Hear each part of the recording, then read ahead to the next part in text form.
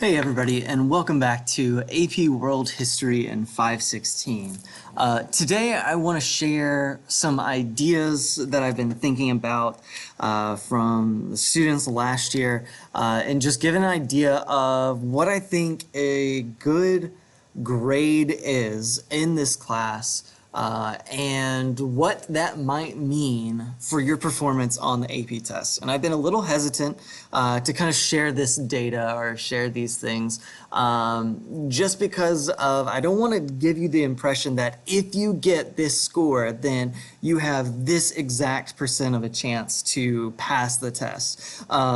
Overall, I think this is just interesting data, but I don't really know how truthful it is. Obviously, with not having that many students take it as of yet, I'm still kind of developing my idea about how hard should an AP World History class be? And what does it mean to where if you get this grade, generally speaking, what are your chances to pass the test? All right, so we're going to take a few minutes today and look at what the exam scores were versus what students' grades were at the end. So these are their final grades. So what we find is that up here at the top, we have the exam scores themselves. So of course the exams are on a scale of 1 to 5.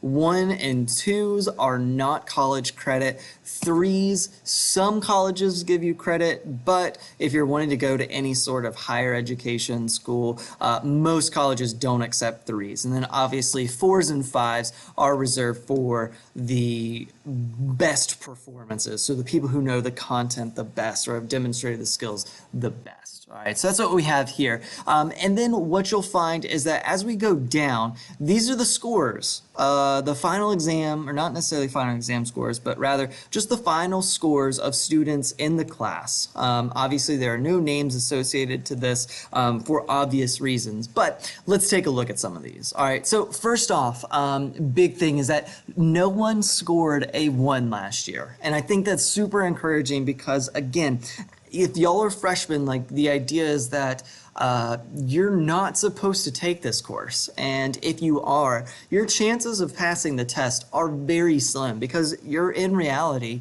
competing against other people who are taking this test. It's not like there's a threshold where if you meet this threshold, then everybody gets to pass. No, it's kind of along the lines of they have a certain number of people who they want to pass, and it's based on what's called norm referencing. So you're, in effect, competing with other people. So as freshmen, you're all kind of at a disadvantage with other people.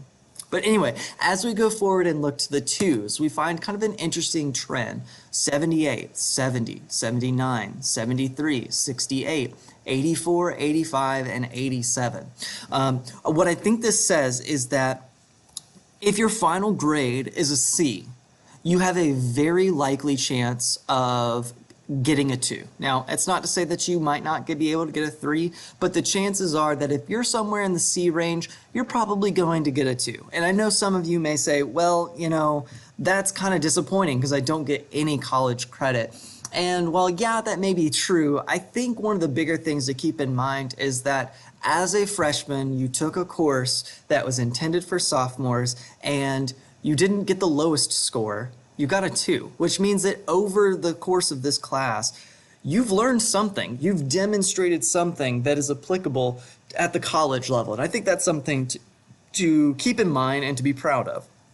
Now, on the flip side, these last 3 scores I want to hone in particular, because I think what it says is that just because you do well in the class does not automatically guarantee that you will do well on the final, on the AP exam in May. Obviously, these are scores from last year where people were sent home during COVID. So my guess is that if I looked back to see who these people were, I could pretty much say, yeah, that makes sense because they didn't do any of the work leading up to the AP exam. And at least for 2 examples of these, that is definitely true, where I think if we had been in person, I think both of these people would have actually passed. But given the circumstances, they decided not to do the work, and I think that got in the way of them getting a college credit. All right, so for here, the average is about a 78.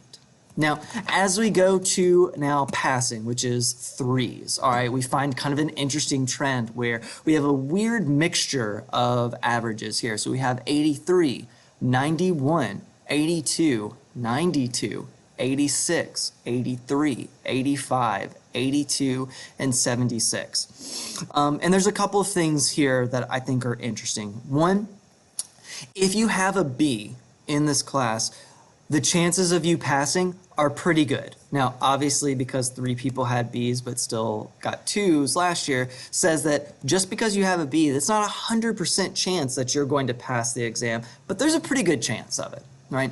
Another thing is that just because you have an A in the class doesn't automatically mean that you're entitled to a 4 or a 5. These people had A's, but they were only able to get 3s. And I use the word only here.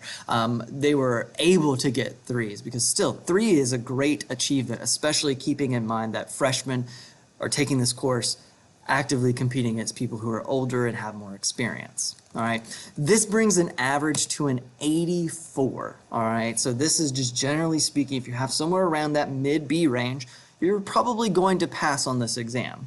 One interesting note though, this was the only person to get a C in the final average, but they were able to pass the test. And I would say that this is not a normal trend. All right, this person was incredibly smart whenever it comes to tests.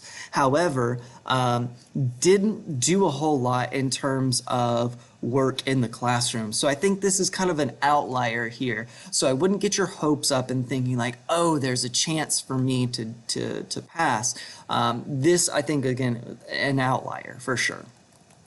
As we go to the 4s, I think this is the most interesting thing out of all of this. 80, 84, 85, 83. And you'll notice the average for a 4 is actually lower than the average of a 3.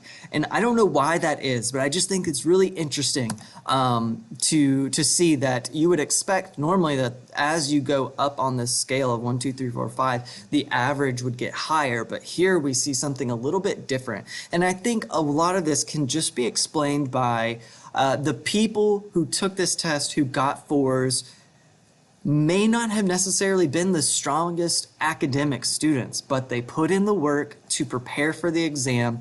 They were passionate about what they were doing.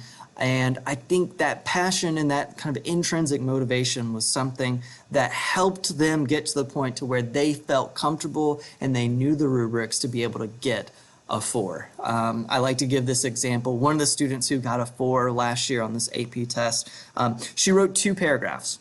That was it, right? And you'd think, oh, wow, like 2 paragraphs, you would expect that to be maybe a 1 or a 2. But she wrote these 2 paragraphs with such purpose that you understood that she understood the rubric and she was writing for the rubric. And especially as we get into future videos talking about DBQs and LEQs, I think it's a lot more about your ability to write for the rubric than it is to write a perfect essay. But we'll talk about more of that later. And then lastly, of course, are the 5s. You'll notice only 2 people out of the 23 made 5s, and 5s, only about 9% of people made 5s last year on the AP exam. But we'll find that one person who made a 5 made an 86, the other a 96, which brings our average to a 91. And again, what I think this shows is that just because you have a B doesn't mean that you're locked in this 3 or 4, but it also doesn't automatically guarantee that you'll have a 5. Same thing for an A. I mean, if you have an A, yeah, you're probably going to do well, but it doesn't automatically mean that you'll get a 5. All right, so kind of just some final thoughts here. First off, I think kind of the grade that you're looking for in this class, if you want to try and pass, is somewhere in that low to mid B range. I think if you're sitting there, you're giving yourself a pretty good chance of passing the AP test in May. So that's kind of, I think, the standard that a lot of you should be focusing in on. All right, so that's kind of the conclusion of the final grade versus AP scores from last year. I'll be interested to see how my students do this year and see what they think about this, because I think this is something that's interesting. I kind of teased this with them, and I didn't know exactly how I should share it with them, but I think this is a good way to be able to share it. Anyway, thanks for watching. Again, welcome to the channel. This is AP World History in 516. If you enjoyed it, make sure that you like and subscribe. Thanks.